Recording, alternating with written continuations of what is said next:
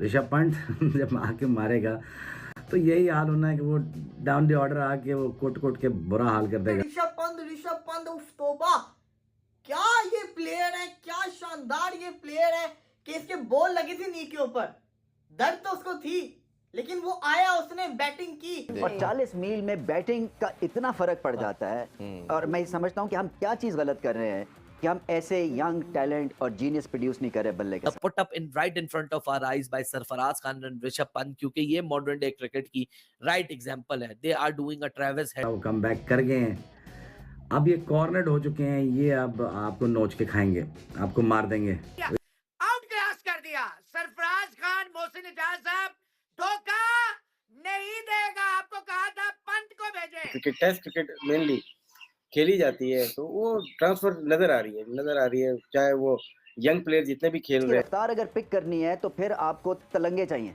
जो कि लाठी चार्ज करें, जो कि बदतमीजी करें, क्लासन की तरह। बिल्कुल, जो कि आपके ना plans A B C D सब डिस्ट्रॉय करते हैं। खेल रहा, अभी 8 इनिंग्स बैटिंग किया इसने, 60 की एवरेज। बड़े बड़े जो इस टाइम डेली ट्रेंड कर रहे होते हैं उनकी एवरेज टेस्ट में जो है वो 60 की नहीं है, और सरफराज खान 60 की एवरेज से जो टेस्ट में खेल रहे हैं। ऋषभ पंत है वो अकेला बंदा डबल सेंचुरी बनाने की कैपेसिटी रखता है, ठीक है, क्योंकि उसकी बाजू में इतनी ताकत है कि भाई वो टिक सकता है इतनी देर क्रीज के ऊपर। गब्बा के अंदर टिका था। हाँ, वही ना, वो टिक ये बिलीव आने के लिए फैंटी खाना बहुत जरूरी है। वो फैंटी हिंदुस्तान में खाई, वो खाई ठीक ठाक किस्म की फैंटी खाई उन्होंने, और उस फैंटी के बाद जिस तरह रीयूनाइटेड हुए हैं। शानदार किस्म की बल्लेबाजी की सरफराज खान, जिसने आउटस्टैंडिंग 150 मारा, सेंचुरी नहीं मारा, बड़ा सेंचुरी मारा, जो कि सामने काबिल तारीफ है। तो 90 पे छक्का मारा है ना, वो प्रॉपर बदमाशी थी। मतलब सऊदी जो है उसकी शक्ल के ऊपर था, उसके एक्सप्रेशंस वो बता रहे थे कि वो क्या छक्का था, क्या स्वैग था उस छक्के में। जी। और लाहौर से अमृतसर है कितना, 40 मील। 40 मील और 40 मील में बैटिंग का इतना फर्क पड़ जाता है। और मैं समझता हूं कि हम क्या चीज गलत कर रहे हैं कि हम ऐसे यंग टैलेंट और जीनियस प्रोड्यूस नहीं कर रहे बल्ले के साथ। क्योंकि इसकी जो रफ्तार है ना वो आपको पिक करनी है, और उसकी रफ्तार अगर पिक करनी है तो फिर आपको तलंगे चाहिए जो कि लाठी चार्ज करें, जो कि बदतमीजी करें, क्लासन की तरह। बिल्कुल, जो कि आपके ना plans A B C D सब डिस्ट्रॉय करते हैं ऑन द डे। फिर ऐसे ही आपको खेलना पड़ेगा क्योंकि अगले ऐसे सोच रहे हैं। सो आपको ऐसे सोच के और आउट ऑफ द बॉक्स सोचना है। मैं ये बहुत ये ओवर यूज्ड वर्ड है, बट ये पाकिस्तान को करना है। इंजेक्शन कैसे लगेगा, कौन आएगा, ये माइंडसेट कैसे ये देखे ना, ये इनको अब समझना है, जो इनका थिंक टैंक है जिनको इतने पैसे देते हैं। मैं तो मेरी मतलब है, मेरा फ्रस्ट्रेट होता था कि ये बाहर से आके हमारे डॉलर्स लेके और कोई ऐसी कोई कोर्स करेक्शन, कोई माइंडसेट चेंज भी नहीं करते हैं ये जो बाहर से आते हैं। इसलिए कि अब देखें, ये जो पाकिस्तान का थिंक टैंक है सारे साउथ अफ्रीकन भर लिए उन्होंने, क्योंकि हेड कोच जो है वो साउथ अफ्रीका का। तो ये ऐसे नहीं होना चाहिए ना। आपको बेस्ट बंदे पिक करने हैं जो कि पाकिस्तान की क्रिकेट को ऊपर लेके जाएं, और पाकिस्तानियों से ज्यादा और कौन पैशनेट होगा ये काम करने के लिए। आप उनको रेट नहीं करते, आप कहते हैं सियासत करते हैं। कैसे सियासत कर सकते हैं जब उनकी ट्रेनिंग है, जब उनको पता है कि जॉब ऑन द लाइन होगी और उनको एक मौका मिला है। सकलैन मुश्ताक थे, पाकिस्तानी थे, मोहम्मद यूसुफ लगाया था, पाकिस्तानी थे। आप 2 फाइनल्स खेल गए, क्या गलत हुआ उसमें? तो ये एक माइंडसेट है ना, इसको भी बदलना, मगर इस तरह की सोच ये थिंक टैंक लेके आएगा।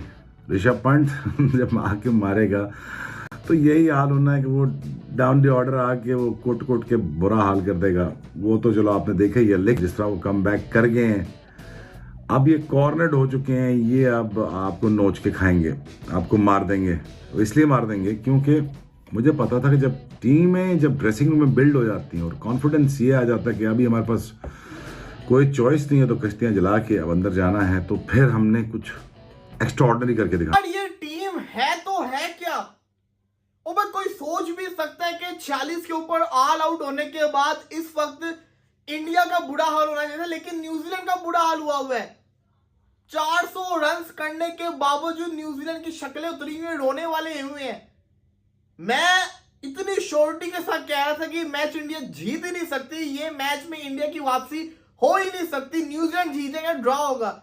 और अब अगर आप स्कोर कार्ड देखोगे, जो बल्लेबाजी देखोगे, ऋषभ पंत उफ तौबा, क्या ये प्लेयर है, क्या शानदार ये प्लेयर है कि इसके बॉल लगी थी नी के ऊपर, दर्द तो उसको थी लेकिन वो आया, उसने बैटिंग की। स्ट्राइक रेट उसका 98, 100 के स्ट्राइक रेट से उसने जो बल्लेबाजी की, शानदार किस्म की बल्लेबाजी की। सरफराज खान, जिसने आउटस्टैंडिंग 150 मारा, सेंचुरी नहीं मारा, बड़ा सेंचुरी मारा जो कि सामने काबिल तारीफ है। इंडिया ने 350 में, आपको एक चीज बता दूं, टेस्ट क्रिकेट की हिस्ट्री के अंदर इतनी बड़ी लीड खाने के बाद अगर कोई टीम जीती है तो अभी तक कोई जीती नहीं है फिलहाल। लेकिन सरफराज ने जैसे आगे मारा, एक ओवर में 2-2 छक्के, 3-3 छक्के, मैं कहता हूं कि कमाल कर दिया भाई, न्यूजीलैंड को नानी याद करवाई। आज मैट हेनरी कहां था जिसने 5 आउट किए, आज औरकजई वो क्या नाम है वो कहां था जिसने 4 आउट किए, एजाज पटेल चुप रहे थे सारे। मैं कहता हूं कि ऐसे ही दुर्गत बनाई है भाई, कहां 357 की लीड, बड़ी बड़ी टीम्स कोलैप्स कर जाती हैं, लेकिन इंडिया ने कोलैप्स नहीं किया और स्पेशली ड्रॉ की तरफ नहीं गए। सबसे बड़ी बात ये है, ये तो बहादुरी है। कल ही गौतम गंभीर ने बोला था कि ड्रॉ की तरफ नहीं जाएंगे, जाएंगे तो विन की तरफ, और भाई जैसे उन्होंने आगे खेला है, 5 के रन रेट से ऑलमोस्ट 23 ओवर के अंदर 100 हो गया था। मैं आज फिर देख रहा था टेस्ट चल रहा है कि T20 चल रहा है, ये बंदे कर क्या रहे हैं भाई, वहां 297 मार दिया, यहाँ पे आज आके 3 विकेट। सही साबित हुआ क्योंकि ऋषभ पंत और सरफराज ने सिर्फ पार्टनरशिप नहीं लगाई, इंपॉर्टेंट मोमेंट पे नहीं लगाई, लेकिन जिस तरह 177 रन्स वो 211 बॉलों में आए, उसमें जो पेस थी, जो एटीट्यूड था, जो स्वैग था, जो डिटर्मिनेशन थी, जिस तरह they got into the skin of the Kiwi bowlers, that was an amazing piece of test cricket. और आपको बताता है कि भाई साहब इंडिया का जो फ्यूचर है वो बहुत ही सेफ है। आप किसी को भी ले आइए, हर दूसरा आने वाला बंदा इतनी ही ग्रिट का मुजाहरा करता है जो पीछे छोड़ने वाला होता है। आप ऋषभ पंत की देखें कि लास्ट 5 इनिंग्स के अंदर थर्ड इनिंग्स जो इंडिया की सेकंड इनिंग्स है, तीसरे इनिंग्स जिसको हम अभी देख रहे, अगर मैं ऋषभ पंत के 5 लास्ट इनिंग्स निकालूं तो अगर आज सेंचुरी हो जाती तो लास्ट 5 इनिंग्स में तीसरी सेंचुरी होती।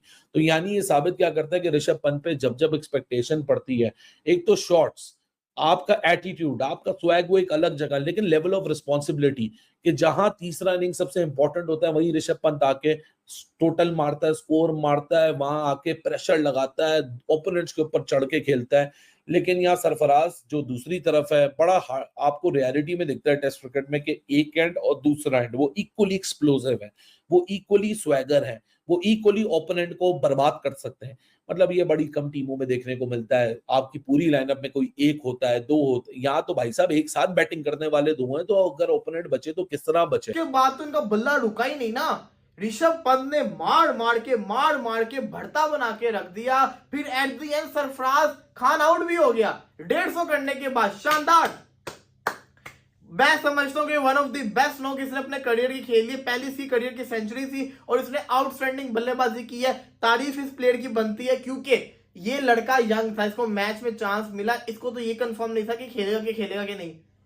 शुभमन गिल बाहर हुआ नेक में पेन की वजह से, तो इसको टीम में लाया गया, तो इसने प्रूफ करके दिखा दिया, अब इसको निकाला नहीं जा सकता। ये बहुत बड़ा प्लेयर है, जितना इजी होकर खेलता है वो भी दुखी था क्योंकि 200 मार सकता था।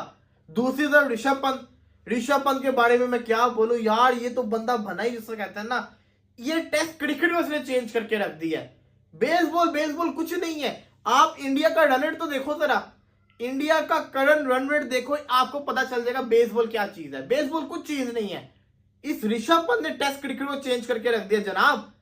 ऋषभ पंत ने क्रिकेट को चेंज कर दिया। इसने 107 मीटर का छक्का मारा है, स्टेडियम पार कर दिया था बॉल इसने टीम साउथी को, जिसने उससे पहले सरफराज खान को आउट किया।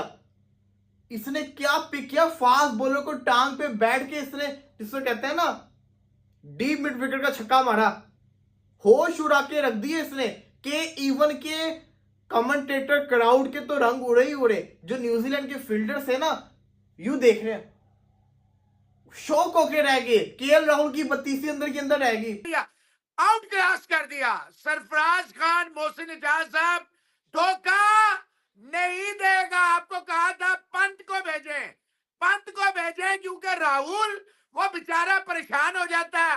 वो कुकर है बगैर चूल्हे के, सीटियां बजाता रहता है। मैंने आपको सुबह भी कहा था, इससे शानदार, इससे जानदार, इससे खौफनाक बैटिंग आप अपनी जिंदगी में, शायद मैं कहता हूं, मेरा ओपन चैलेंज है, मुझ पे फतवा लगा दें, मुझे 22 कह दें, जो मर्जी कहे मोहसिन साहब, 356 का डेफिसिट देख के 60-40 कोई नहीं कहेगा और कोई नहीं टीम वापस आ सकती। आज वो कल से जो हम क्रिकेट देख रहे हैं, this speaks volumes about where India is today, why India is being rated so highly, why it is being said next 10 years of domination is awaiting Team India।